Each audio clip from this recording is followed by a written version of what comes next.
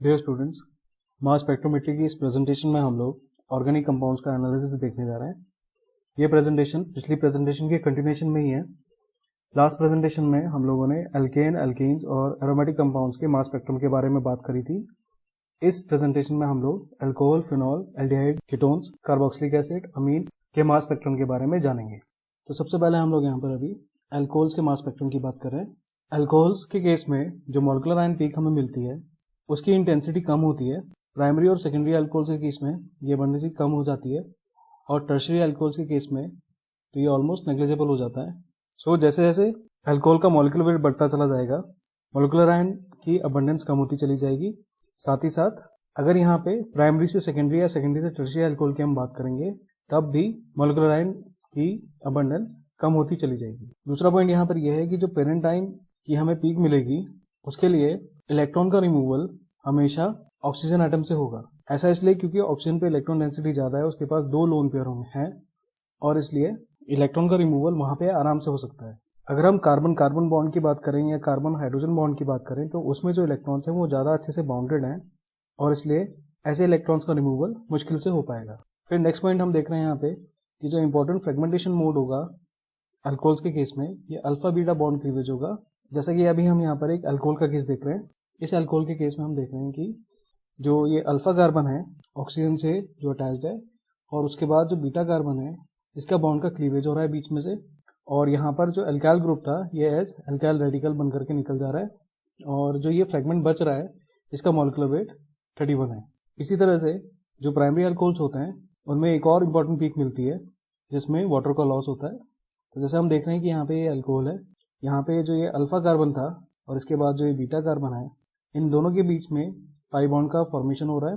जो ये alpha carbon है इसका OH ग्रुप और जो बीटा कार्बन है उससे हाइड्रोजन का रिमूवल हो रहा है, यानी कि वाटर का रिमूवल हो रहा है। जैसा कि हम जानते हैं कि वाटर का मॉलिक्यूलर वेट 18 होता है, तो जो मॉलिक्यूलर आयन है उसमें 18 का माइनस करके जो पीक मिलेगी वाटर के लॉस से वो भी हम ऑब्जर्व कर पाएंगे in case of primary alcohol. Next point यहाँ पर यह है कि अल्फा क्लीवेज जो है ये प्रोमिनेंट फ्रेगमेंटेशन मोड होता है in case of secondary and tertiary alcohols. तो इसको और डिटेल में समझने के लिए अब हम यहाँ पर ब्यूटानॉल का मास स्पेक्ट्रम देखने जा रहे हैं। तो ब्यूटानॉल के मास स्पेक्ट्रम हम देख रहे हैं। यहाँ पे जो इंपॉर्टेंट पीक्स हैं ब्यूटानॉल की वजह से हम यहाँ पे देख रहे हैं कि जो ब्यूटानॉल में 4 कार्बन होते हैं और टोटल अगर हम हाइड्रोजन एटम्स की बात करें तो यहाँ पे 10 हाइड्रोजन एटम्स होते हैं और एक ऑक्सीजन एटम होता है। तो इन सबके एटॉमिक वेट को जोड़ करके जो हमें मॉलिक्यूलर वेट मिलेगा वो यहाँ पे 74 मिलेगा। तो जो ब्यूटानॉल का मास स्पेक्ट्रम है उसमें हम देख रहे हैं कि यहाँ पे हमको 74 पर एक पीक मिल रही है। जो ये 74 से एक ज़्यादा और एक कम जो हमें पीक मिल रही है, कम पर और एक मास यूनिट ज़्यादा पर जो पीक मिल रही है यानी 75 और 73 की जो पीक मिल रही है ये हाइड्रोजन रेडिकल का लॉस होने पर या गेन होने पर मिल रही है। हमें पता है जो OH ग्रुप है इसमें एक हाइड्रोजन है, ये लॉस हो सकता है। तो अगर ये लॉस हो जाएगा मॉलिक्यूलर आयन में तो हमें 73 की पीक मिलेगी और अगर यहाँ पर एक H+ एडअप हो जाएगा, ये H+ किसी दूसरे मॉलिक्यूल से आ सकता है तो हमें 75 की पीक मिलेगी। अब हम देख रहे हैं यहाँ पर कि जो नेक्स्ट पीक मिल रही है जो यहाँ पे बेसिकली बेस पीक है जिसकी अबंडेंस सबसे ज़्यादा है, ये है 56 की पीक। अगर हम देखें 74 की जो हमें पीक मिल रही थी उसमें हम अगर 18 माइनस करें तो हम पाते हैं कि हमें नेक्स्ट पीक 56 पे मिलनी चाहिए, यानी कि जो वाटर मॉलिक्यूल का लॉस हो रहा है उसकी वजह से हमें 56 पे एक पीक मिलनी चाहिए जो कि यहाँ पर मिल भी रही है और इसलिए ये एक प्राइमरी अल्कोहल है। फिर हम नेक्स्ट पीक यहाँ पे जो देख रहे हैं ये 41 की जो पीक मिल रही है या 43 की जो पीक मिल रही है ये यहाँ पे अल्काइल पार्ट की वजह से मिल रही है। यहाँ पे CH3 और CH2 ग्रुप के लॉस जो होगा उस वजह से जो ये पीक्स मिलेंगी हमें। और फिर एक इम्पॉर्टेंट ऑब्जर्वेशन यहाँ पर हम देख रहे हैं यहाँ पे 31 की पीक, जो अभी मैंने पिछली स्लाइड दिखाई थी आपको उसमें मैंने बताया था कि अगर अल्फा क्लीवेज होगा, जैसे यहाँ पे शो करा गया था, यहाँ पे जो शो करा गया था कि अगर अल्फा क्लीवेज होगा तो हमें M/31 पर पीक मिलेगी। ऐसा तभी होगा जब अल्कोहल प्राइमरी अल्कोहल होगा।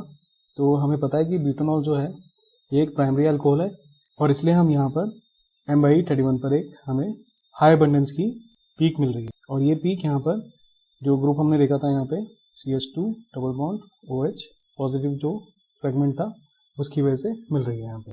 तो इस तरह से हमने अल्कोहल्स के जो स्पेक्ट्रम है उसको अंडरस्टैंड कर लिया है। प्राइमरी अल्कोहल का केस है। अब इसके बाद सेकेंडरी अल्कोहल में हमें पता है कि ब्रांचिंग होगी, तो जहाँ पे भी ब्रांचिंग होगी वहाँ से फ्रेगमेंटेशन होगा।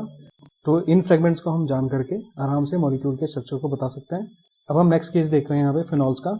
तो इसमें हम एक बेस कंपाउंड ले लेते हैं फिनॉल और उसी के स्पेक्ट्रम को डिस्कस करते हैं। तो जैसे हम फिनॉल का यहाँ पे फ्रेगमेंटेशन देख रहे हैं, फिनॉल्स के केस में जो मॉलिक्यूलर आयन पीक होती है इसकी अबंडेंस ज़्यादा होती है। उसके बाद हाइड्रोजन फ्री रेडिकल के लॉस करके M-1 जो पीक होती है ये भी अपीयर होती है, बट इसकी अबंडेंस रिलेटिवली कम होगी।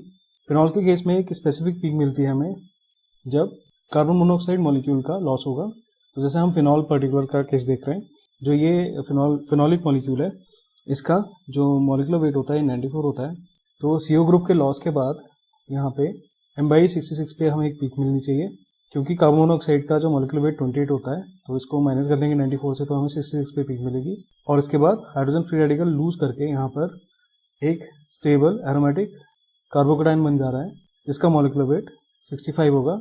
तो हम देख रहे हैं यहाँ पे कि 94 और 65 की फिनॉल्स के केस में हमें पीक मिलेगी। अब हम यहाँ पे फिनॉल का मास स्पेक्ट्रम देखते हैं। यहाँ पे हम देख रहे हैं जो हमने अभी पढ़ा था, 94 पे हमें पीक मिल रही है, अबंडेंस सबसे ज़्यादा है यानी कि ये बेस पीक है। और उसके बाद 55 और उसके बाद 66 एंड 65 पे हमको पीक मिल रही है, जो ये कंफर्म कर रहा है कि जो अभी हमने देखा था कार्बोकेटाइन M/65 पे जिसका फॉर्मेशन हो रहा है और कार्बन मोनोऑक्साइड मॉलिक्यूल लूज करके 66 पे जो ये फ्रेगमेंट बन रहा है, इनकी पीक्स भी हम फिनॉल के स्पेक्ट्रम में आराम से देख पा रहे हैं। तो फिनॉल्स को आइडेंटिफाई करना बहुत आसान है। जो भी फिनॉलिक मॉलिक्यूल है उसका मॉलिक्यूलर वेट की कॉरस्पॉन्डिंग पीक यानी कि पेरेंटाइन पीक ही बेस पीक होगी। तो इस पे भी ऐसा क्वेश्चन बन सकता है कि कौन सा ऐसा मॉलिक्यूल है जिसका पेरेंटाइन पीक बेस पीक होता है या जिसका बेस पीक पेरेंटाइन पीक हो सकता है। तो अगर ऐसा कोई क्वेश्चन पूछा जाएगा तो उसका आंसर आप फिनॉल करेंगे।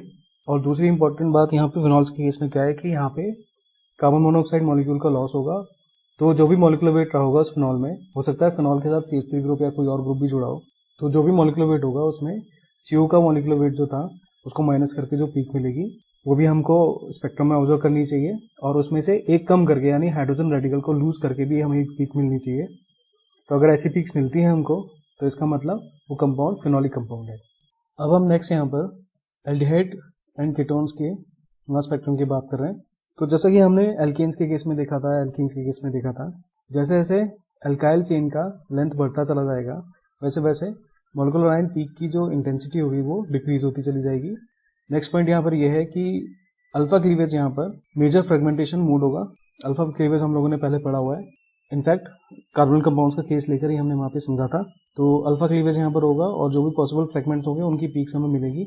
एल्डिहाइड का केस थोड़ा सा स्पेसिफिक है क्योंकि एल्डिहाइड में हाइड्रोजन रेडिकल के लॉस भी हो सकता है और अल्काइल ग्रुप का भी लॉस हो सकता है। अगर अल्काइल ग्रुप का लॉस होता है तो M/29 पर हमें पीक मिलनी चाहिए। तो इस बात का ध्यान लगाना है कि अगर M/29 पर हमें पीक मिलती है तो इससे ये कंफर्म होता है कि कंपाउंड में एल्डिहाइडिक ग्रुप है। तो ये इस पर क्वेश्चन बन सकता है कि अगर एल्डिहाइडिक ग्रुप को कंफर्म करना है तो मास स्पेक्ट्रम में हमें कौन सी M/E वैल्यू पर को ऑब्जर्व करना चाहिए। तो इसका आंसर क्या होगा कि M/29 को हमें ऑब्जर्व करना चाहिए।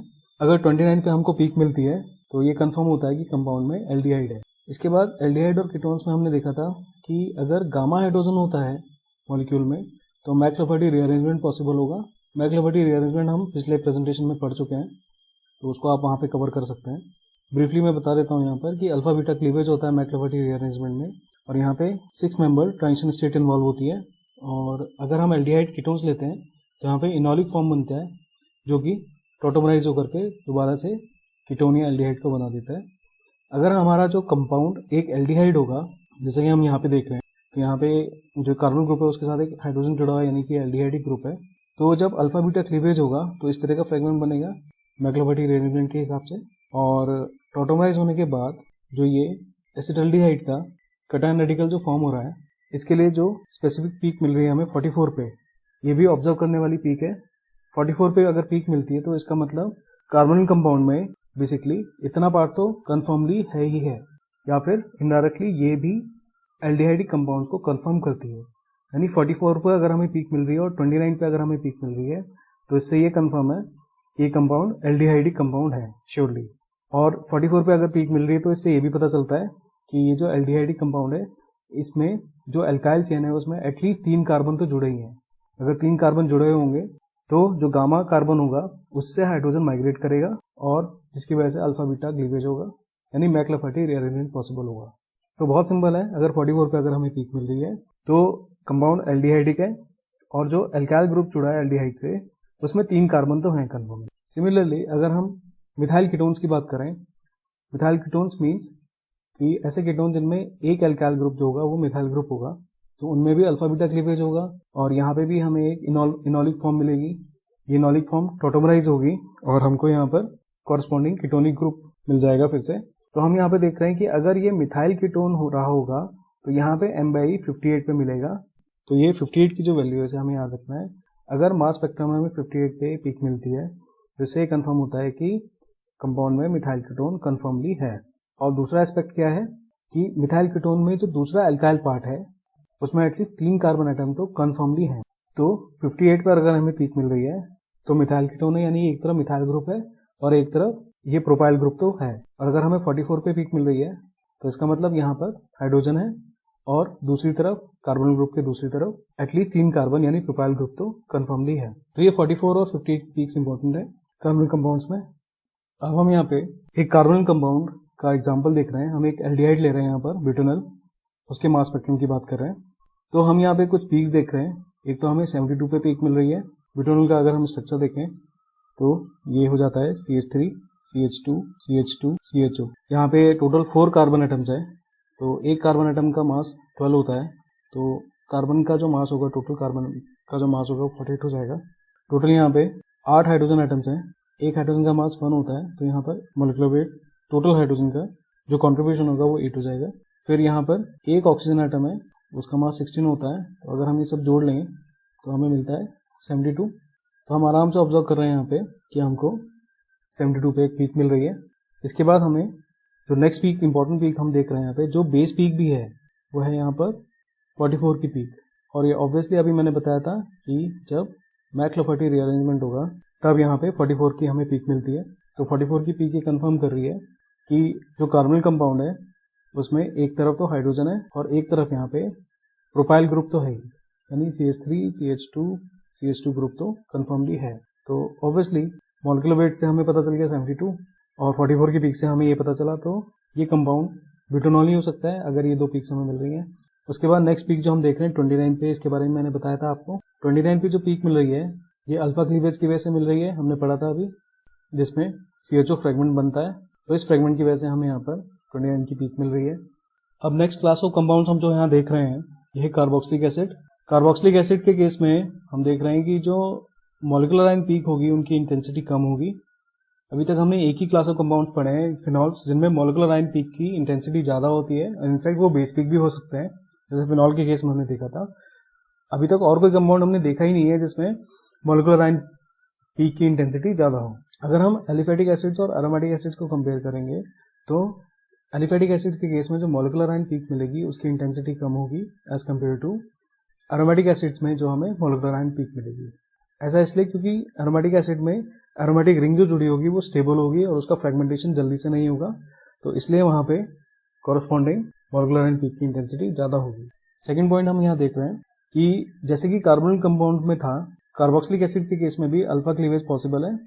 तो अगर यहाँ पे अल्फा क्लीवेज होगा तो जो COH ग्रुप है और उसके साथ जो अल्फा कार्बन है उसके बीच का बॉन्ड टूट जाएगा। और यहाँ पे हम देख रहे हैं कि ये जो COH पॉजिटिव फ्रेगमेंट फॉर्म हो रहा है इसका मास बाय चार्ज रेशो 45 होगा। तो ये ध्यान देने वाली बात है कि अगर हमें 45 पे पीक मिल रही है तो इससे कंफर्म होता है कि कंपाउंड में COH ग्रुप कंफर्मली है। और इसी तरह से OH ग्रुप के लॉस करके होने पर जो पीक मिलेगी वो भी एक प्रोमिनेंट पीक होगी। तो इसके बाद हम नेक्स्ट पॉइंट देख रहे हैं कि अगर पॉसिबल होगा तो मैक्लाफर्टी रीअरेंजमेंट भी हो पाएगा। जैसा कि हम यहाँ पे देख रहे हैं कि मैक्लाफर्टी रीअरेंजमेंट में ये कार्बोक्सिलिक एसिड है और यहाँ पे अल्फा बीटा क्लीवेज हो रहा है, गामा हाइड्रोजन का माइग्रेशन हो रहा है।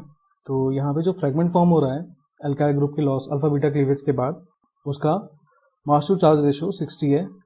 तो इसका मतलब है कि अगर हमें M/E 60 पे पीक मिलती है तो इससे ये कंफर्म है कि मॉलिक्यूल में एक तो कार्बोक्सिलिक ग्रुप है और दूसरा उसके अल्काइल चेन में एटलीस्ट 3 कार्बन एटम है। तो हम यहाँ देख रहे हैं कि कार्बोक्सिलिक एसिड के केस में 2 इंपॉर्टेंट पीक्स हैं, एक तो 45 पे पीक मिलेगी हमें और दूसरा 60 पे पीक मिलेगी aliphatic straight chain carboxylic acids के लिए। अब हम यहाँ पे एक एग्जांपल देख रहे हैं ब्यूटेनोइक एसिड का। इस एग्जांपल हम देख रहे हैं कि अगर हम पहले मॉलिक्यूलर वेट की बात करें ब्यूटेनोइक एसिड की तो ब्यूटेनोइक एसिड जो होता है, ब्यूटेनोइक एसिड का मॉलिक्यूलर वेट हमें पता है, इसको हम आराम से निकाल भी सकते हैं। अगर हम ब्यूटेनोइक एसिड के स्ट्रक्चर की बात करें तो जैसे मैंने यहाँ पे लिखा हुआ है CH3 CH2 CH2 COH, इस तरह का यहाँ पे एटॉमिक अरेंजमेंट होगा। अगर हम मॉलिक्यूलर वेट निकालें यहाँ पे तो यहाँ पर 4 कार्बन एटम है, एक कार्बन एटम का एटॉमिक वेट 12 होता है, तो टोटल कॉन्ट्रीब्यूशन कार्बन का 48 हो जाएगा मॉलिक्यूलर वेट में। इस तरह से हाइड्रोजन के लिए अगर हम देखें तो 8 हाइड्रोजन है यहाँ पे, तो उनका कॉन्ट्रीब्यूशन 8 हो जाएगा। और 2 ऑक्सीजन एटम है, एक ऑक्सीजन एटम का एटॉमिक वेट 16 होता है, तो टोटल 32 हो जाएगा इनका वेट। तो अगर इसको जोड़ लेंगे हम तो यहाँ पे हमको मिलेगा 88। तो मास स्पेक्ट्रम में हम देख रहे हैं कि यहाँ पर 88 पर हमको एक पीक मिल रही है। ये जो पीक मिल रही है ये कंफर्म कर रही है कि कंपाउंड ब्यूटेनिक एसिड है। दूसरी इंपॉर्टेंट पीक जो हम देख रहे हैं यहाँ पर, मैंने बताया था अभी आपको कि हमें एक 45 पे पीक मिलेगी, और दूसरा हम यहाँ पे देख रहे हैं कि हमें एक M/60 पे पीक मिल रही है। इनफैक्ट ये बेस पीक है। ऑब्वियसली अभी मैंने आपको बताया था कि ये मैक्लोफर्टी रीअरेंजमेंट की वजह से हमें पीक मिलेगी। यहाँ पे हम देख रहे हैं कि जो ब्यूटेनिक एसिड होता है इसमें 3 कार्बन एटम होते हैं अल्काइल चेन में, तो यहाँ पे गामा हाइड्रोजन प्रेजेंट है जो माइग्रेट करेगा COH ग्रुप के कार्बोनिल ऑक्सीजन पर, और अल्फा बीटा क्लीवेज होगा जिसकी वजह से 60 पर हमें पीक मिलेगी।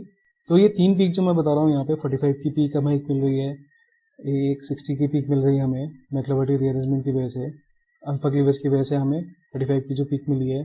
सिमिलरली मॉलिक्यूलर आयन पीक मिल रही है जो हमें यहाँ पे 88 पर। ये कंफर्म कर रहे हैं कि ये जो स्पेक्ट्रम है ये ब्यूटेनोइक एसिड का है। तो मुझे लगता है अब आप लोग ये बात समझ रहे होंगे कि हर एक क्लास ऑफ कंपाउंड की इंपॉर्टेंट पीक्स को समझ करके हम मास स्पेक्ट्रम में सेलेक्टेड पीक्स को ऑब्जर्व करके मॉलिक्यूल के स्ट्रक्चर के बारे में जानकारी हासिल कर सकते हैं। अब नेक्स्ट हम यहाँ पर हैलोजन कंटेनिंग कंपाउंड्स की बात कर रहे हैं, एल्काइल हैलाइड्स की बात कर रहे हैं अभी हम लोग। तो एल्काइल हैलाइड्स के केस में जो अबंडेंस है ये इस बात पे डिपेंड करेगी कि कौन सा हैलोजन प्रेजेंट है कंपाउंड में। तो जैसे जैसे हैलोजन का साइज बढ़ता चला जाएगा, जो मॉलिक्यूल है उसका फ्रेगमेंटेशन होने के चांसेस बढ़ते चले जाएंगे, क्योंकि जो एल्काइल पार्ट होगा और हैलोजन जो होगा उसके बॉन्ड वीक होता चला जाएगा, तो इसलिए पेरेंटाइन पीक की अबंडेंस कम होती चली जाएगी। तो हम जैसे यहाँ पे देख रहे हैं कि अगर हम फ्लोरीन और कार्बन बॉन्ड की बात करें तो ये बॉन्ड रिलेटिवली स्टेबल होता है, स्ट्रॉन्गर होता है। लेकिन अगर हम आयोडीन के साथ कार्बन की बॉन्ड की बात करें तो ये बॉन्ड वीकर होता है, आराम से टूट जाएगा। अगर टूट जाएगा तो फ्रेगमेंटेशन ईजी होगा। फ्रेगमेंटेशन ईजी होने की वजह से मॉलिक्यूलर आयन की अबंडेंस कम हो जाएगी। तो एक यहाँ पे हम रिलेटिव ऑर्डर देख रहे हैं कि जैसे जैसे हैलोजन का साइज बढ़ता जा रहा है, उसकी इलेक्ट्रोनेगेटिविटी कम होती जा रही है, वैसे वैसे मॉलिक्यूलर आयन पीक की इंटेंसिटी अबंडेंस कम होती चली जा रही है। दूसरा पॉइंट में हम लोग देख रहे हैं कि एल्काइल चेन की लेंथ बढ़ने से या ब्रांचिंग बढ़ने से भी मॉलिक्यूलर आयन पीक की जो अबंडेंस होगी वो कम हो जाएगी। ऐसा हमने एल्केन्स के केस में भी देखा था, ब्रांच एल्केन्स के केस में देखा था, और एल्कीन्स के केस में भी हमने ये बात पढ़ी थी। अब हम एक इंपॉर्टेंट एस्पेक्ट देखने जा रहे हैं क्लोरीन और ब्रोमीन के मास स्पेक्ट्रम का। अगर मॉलिक्यूल में क्लोरीन एटम होगा तो हमें यहाँ पर मॉलिक्यूलर आयन पीक के साथ मॉलिक्यूलर आयन +2 की पीक भी मिलेगी और उनकी रिलेटिव अबंडेंस 3:1 होगी। अगर कंपाउंड में ब्रोमीन होगा तो यहाँ पे जो M+2 की पीक मिलेगी मॉलिक्यूलर आयन पीक के साथ, दोनों की अबंडेंस बराबर होगी।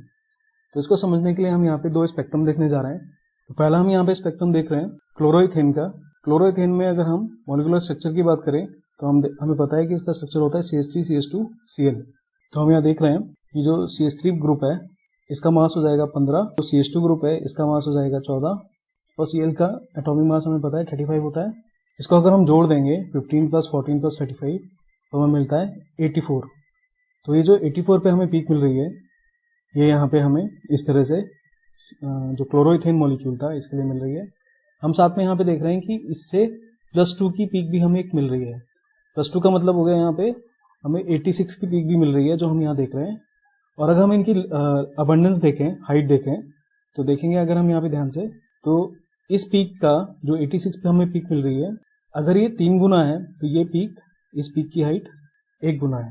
तो इनका जो रेशो हम देख रहे हैं यहाँ पे मॉलिक्यूलर आयन पीक प्लस और मॉलिक्यूलर आयन +2 की प्लस की जो पीक मिल रही है हमें, इनका जो अबंडेंस यानी हाइट का जो रेशो है वो 3:1 है। तो बहुत क्लियरली विजिबल है क्लोरोइथेन के केस में कि जो 2 हमें पीक्स मिल रही है मॉलिक्यूलर आयन पीक और मॉलिक्यूलर आयन +2 की जो पीक मिल रही है, इनका रेशो 3:1 है। अगर हमें ऐसा मिलता है तो ये कंफर्म होता है कि मॉलिक्यूल में क्लोरीन है। अब हम ब्रोमीन का केस देखते हैं, यहाँ पे ब्रोमीथेन का केस देखते हैं। तो ये ब्रोमीथेन का स्पेक्ट्रम है। हम यहाँ पे देख रहे हैं कि हमें यहाँ पे 2 पीक मिल रही है ब्रोमीथेन में, तो अब हम ब्रोमोइथेन का केस देख रहे हैं यहाँ पे। ब्रोमोइथेन का जो मॉलिक्यूलर स्ट्रक्चर है हमें पहले से पता है, CH3CH2Br। तो यहाँ पे अगर हम मॉलिक्यूलर वेट निकाले ब्रोमोइथेन का, CH3 ग्रुप का मॉलिक्यूलर वेट 15 है, CH2 का 14 और ब्रोमीन का 79, तो ये जोड़ करके हमको मिलता है टोटल 108। तो हम देख रहे हैं यहाँ पे कि हमें 108 पे एक पीक मिल रही है। अब मैंने अभी बताया था कि 108 प्लस 2 यानी जो मॉलिक्यूलर पीक थी प्लस 2 करके हमें जो पीक मिलेगी यानी 110 की, हमें यहाँ पे वो भी मिल रही है और इन दोनों की इंटेंसिटी बराबर है यानी 1:1 है। तो अगर ऐसा होगा तो इससे कंफर्म होता है कि मॉलिक्यूल में एक ब्रोमीन है। तो हमें क्या ध्यान देना है कि जो मॉलिक्यूलर आयन पीक मिल रही है और मॉलिक्यूलर आयन प्लस 2 की जो पीक मिल रही है, अगर इनकी इंटेंसिटी रेशियो 3:1 है तो मॉलिक्यूल में क्लोरीन है, और अगर यहाँ पे 1:1 का रेशियो है तो मॉलिक्यूल में ब्रोमीन है। फिर हम नेक्स्ट केस देख रहे हैं यहाँ पे कि एल्काइल हैलाइड के केस में अल्फा क्लीवेज जो होगा ये एक इंपॉर्टेंट फ्रेगमेंटेशन मोड होगा, जैसा कि हमने पहले एल्कोहल्स के केस में भी देखा था। यहाँ पे जो अल्फा कार्बन होगा उसका और बीटा कार्बन के बीच में बॉन्ड क्लीवेज हो जाएगा, जैसे यहाँ पे R रेडिकल जो है वो बन के निकल जाएगा, और ये जो ग्रुप होगा इसका कॉरस्पॉन्डिंग मॉलिक्यूलर वेट की हमें मास स्पेक्ट्रम में पीक मिल जाएगी।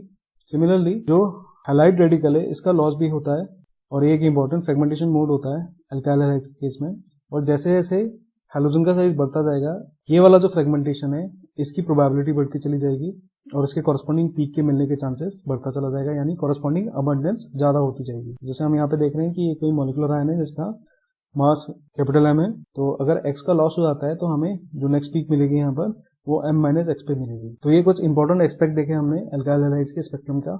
अब हम नेक्स्ट पार्ट में जा रहे हैं, यहाँ पे अमीन्स का केस देखने जा रहे हैं।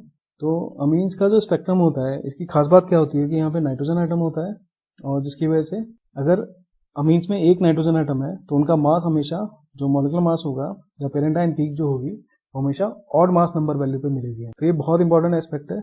अगर हमें molecular ion peak odd number पे मिल रही है तो इससे ये कंफर्म होता है कि उसमें या तो एक नाइट्रोजन है या फिर odd number of nitrogen items हैं। लेकिन प्रॉब्लम क्या है यहाँ पे कि जो मोनोअमीन्स होते हैं बेसिकली उनमें जो मॉलिक्यूलर आयन पीक होती है उसकी अबंडेंस बहुत कम होती है, और जैसे जैसे एल्काइल चेन लंबी होती जाती है उसमें ब्रांचिंग होती जाती है तो पेरेंट आयन पीक का मिलना ऑलमोस्ट इम्पॉसिबल हो जाता है। हम ऐसे अमीन्स के केस में मॉलिक्यूलर आयन पीक को डिटेक्ट नहीं कर पाते। फिर अगर हम प्राइमरी अमीन्स की बात करें तो यहाँ पे जो बेस पीक है बेसिकली अल्फा क्लीवेज से मिलती है हमें।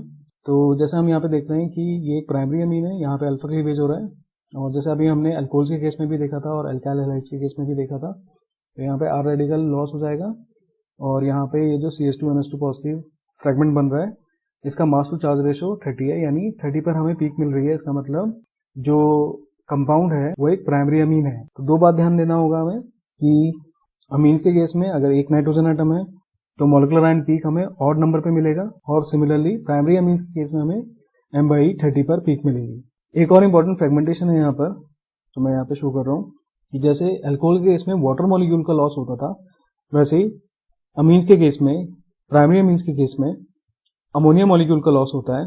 तो मॉलिक्यूलर वेट में से 17 माइनस करके हमें पीक मिलेगा। जैसे ये कि कोई मॉलिक्यूल है इसमें से अमोनिया का लॉस कैसे हो रहा है, ये जो अल्फा कार्बन है इससे NH2 ग्रुप निकल रहा है और जो बीटा कार्बन है इससे एक हाइड्रोजन आइटम निकल जा रहा है, तो ओवरऑल एक अमोनिया मॉलिक्यूल निकल जा रहा है। तो इस मॉलिक्यूलर वेट में 17 माइनस करके जो पीक मिलेगी वो भी हम स्पेक्ट्रम में देखेंगे। तो अब हम एक एग्जांपल देख रहे हैं यहाँ पे प्रोपाइल अमीन का। जैसा कि अभी हमने पढ़ा था कि अमीन्स के केस में जो मॉलिक्यूलर आयन पीक होती है उसकी अबंडेंस बहुत कम होती है। पहले हम देखते हैं कि प्रोपाइल अमीन के केस में जो मॉलिक्यूलर आयन पीक मिलेगी उसकी वैल्यू क्या होनी चाहिए। तो प्रोपाइल अमीन का स्ट्रक्चर हमें पता है, ये हो जाएगा CH3 CH2 CH2 NH2। अगर हम यहाँ पे अलग अलग ग्रुप्स की वैल्यू को जोड़ लेंगे, मास वैल्यू को जोड़ लेंगे, तो जैसे CH3S का 15 वैल्यू है, CH2 ग्रुप का 14, देन अगेन 14, और NH2 का हमें पता है तो इसकी वैल्यू हो जाएगी 16। तो अब हम ये चारों वैल्यूज को 15 प्लस 14 प्लस 14 प्लस 16 को अगर हम जोड़ेंगे तो ये आ जाएगा 59, और हम यहाँ पे मास स्पेक्ट्रम में देख रहे हैं कि हमें 59 पे पीक मिल रही है। जैसा कि हमने पढ़ा था कि जो मॉलिक्यूलर आयन पीक की अबंडेंस होगी अमीन्स के केस में वो कम होगी, तो हम यहाँ पे देख रहे हैं कि अबंडेंस बहुत कम है। और एक इंपॉर्टेंट पॉइंट हमने देखा था प्राइमरी अमीन्स के केस में कि अल्फा क्लीवेज के बाद जो हमें पीक मिलेगी उसकी अबंडेंस ज्यादा होगी। जैसे इस केस में हम 30 पे जो ये पीक मिल रही है अल्फा क्लीवेज के बाद CH2 double bond NH2 group के लिए, इस फ्रेगमेंट के लिए, जो हमें पीक मिल रही है 30 पे, ये बेस पीक है, इसकी अबंडेंस यहाँ पे 100 है। तो हमने क्या ध्यान दिया है यहाँ पर कि प्राइमरी अमीन्स के केस में जो पेरेंटाइन पीक है उसका मास वैल्यू ऑड है। इसी को यहाँ पे नाइट्रोजन रूल से भी बोला जाता है कि ऐसे कंपाउंड जिनमें एक नाइट्रोजन होगा या ऑड नंबर ऑफ नाइट्रोजन होंगे उनका जो मॉलिक्यूलर मास होगा वो ऑड होगा, और ऐसे कंपाउंड जिनमें even number of nitrogen atoms होंगे या नाइट्रोजन एटम नहीं होंगे उनका मास वैल्यू हमेशा, उनका मॉलिक्यूलर मास हमेशा इवन मिलेगा। तो ये मैंने अभी आपको नाइट्रोजन रूल बताया। हम नाइट्रोजन रूल यहाँ पे देख रहे हैं कि जो प्राइमरी अमीन यहाँ पे प्रोपाइल अमीन हमने जो लिया है इसमें एक नाइट्रोजन एटम है तो इसका मॉलिक्यूलर वेट हमें ऑड मिल रहा है, 59 मिल रहा है। फिर जैसे अगर हम यहाँ पे किसी ऐसे अमीन की बात करें जिसमें 2 नाइट्रोजन एटम होंगे, और अगर हम ऐसे कंपाउंड की बात करें जिसमें 2 नाइट्रोजन एटम होंगे जैसे इथाइलिन डायमीन, तो यहाँ पे जो पेरेंटाइन पीक हमें मिलती है वो 60 पे मिलती है। दूसरा इंपॉर्टेंट एस्पेक्ट है, हम पे देख रहे हैं जो ये अल्फा क्लीवेज हो रहा था उसकी वजह से पीक मिल रही है, जो जैसे कि हम यहाँ शो कर रहे हैं, यहाँ पे अल्फा क्लीवेज हो रहा है प्राइमरी अमीन के केस में, तो M/30 पे जो हमें पीक मिल रही है इससे कंफर्म होता है कि ये जो कंपाउंड है ये एक प्राइमरी अमीन है। तो जैसा कि मैंने पहले भी बताया था, हर एक क्लास ऑफ कंपाउंड की कुछ इंपॉर्टेंट पीक्स हैं वो हमें ध्यान में रखनी है, और उन पीक्स को ऑब्जर्व करके हम उस पर्टिकुलर क्लास ऑफ कंपाउंड को पता लगा सकते हैं। और इस तरह से मास स्पेक्ट्रोमेट्री जो है ये बहुत इंपॉर्टेंट टेक्निक है ऑर्गेनिक स्ट्रक्चर इलुसिडेशन में। बस थोड़ा सा हमें यहाँ पे मास स्पेक्ट्रम्स अलग अलग कंपाउंड्स के देखने हैं, अलग अलग पीक्स को ऑब्जर्व करना है और ये एनालाइज करना है कि ये पीक्स हमें किस ग्रुप की वजह से या किस फ्रेगमेंट की वजह से मिल रही है, और उन फ्रेगमेंट्स को जान करके हम उस मॉलिक्यूल के स्ट्रक्चर के बारे में जान पाएंगे। So this is all about mass spectrometry. जो इंपॉर्टेंट पीक्स हमने पढ़ी हैं अलग अलग कंपाउंड्स के लिए वो हमें याद रखना है। जैसा कि हमारा पेपर इस बार ऑब्जेक्टिव टाइप होने वाला है, इन पीक्स के बेसिस पे क्वेश्चन मिल सकता है हमें पेपर में। अब आप लोगों को बुक्स में से प्रॉब्लम्स करनी चाहिए और प्रॉब्लम्स को डिस्कस करना चाहिए। डिस्कस करके ही आप मास स्पेक्ट्रोमेट्री का जो ये ऑर्गेनिक एनालिसिस का पार्ट है इसको और अच्छे से समझ पाएंगे। Thank you.